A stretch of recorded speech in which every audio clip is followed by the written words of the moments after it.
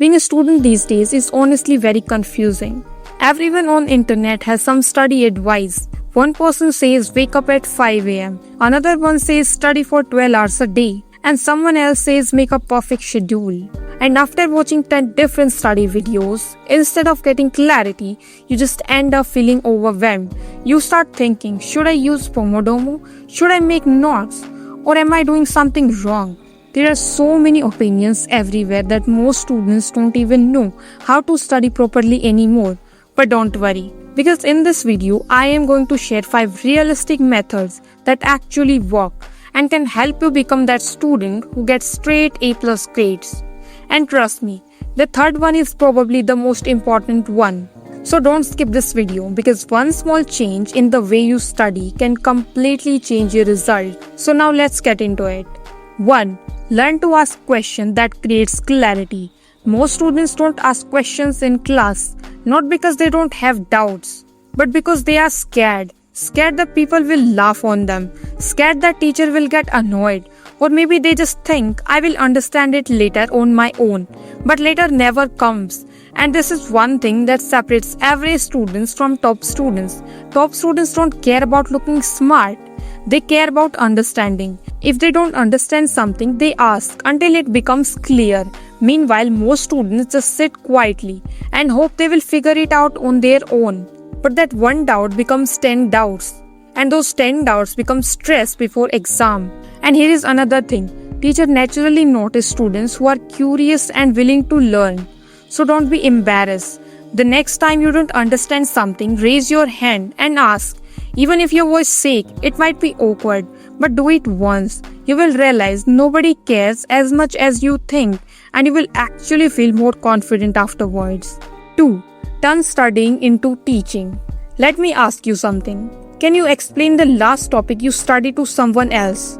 Not read it, explain it. Because if you can't explain it, chances are you don't really know it. And this is where most students make a mistake.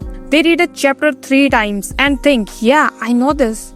But when the exam paper comes, suddenly nothing comes to mind. That's because reading creates the illusion that you have learned something. But learning and remembering are two different things. So here is what top students do. After studying a topic, they close the book and try to explain it in their own words. Like they are teaching a friend, a younger sibling, or even an imaginary class. This method is called active recall, and it is honestly one of the best ways to remember something for a long time. And don't feel bad if you realize you have forgotten half of what you have studied. That's actually the point, because now you know actually what you need to work on. So stop reading passively. Start teaching what you learn. 3. Study what actually matters. This is probably the biggest mistake students make. They try to study everything, every line, every paragraph, every single detail. And then they wonder why they are exhausted. Listen, toppers don't try to memorize the entire textbook. They know what deserves the most attention. They understand the syllabus. They look at previous year question papers. They notice which chapter carry more marks, which formula keep repeating, which topic are asked again and again. And then they focus heavily on those areas, because studying smart is not cheating, it's being efficient. And once you know what's most important, make short notes, not fancy notes, useful notes. Write key formulas, definition, and important concepts in your own word. Something that you can revise in 10 minutes before exam. Because during exam time, these notes become a lifesaver. Remember this. Hard work matters, but focused hard works matter even more. 4. Turn your mistakes into your biggest advantage. Most students hate making mistakes. They get one question wrong and they immediately feel disappointed. But top students see mistakes differently, because mistakes tell you where you are weak. Let's say you gave a test and got 5 questions wrong.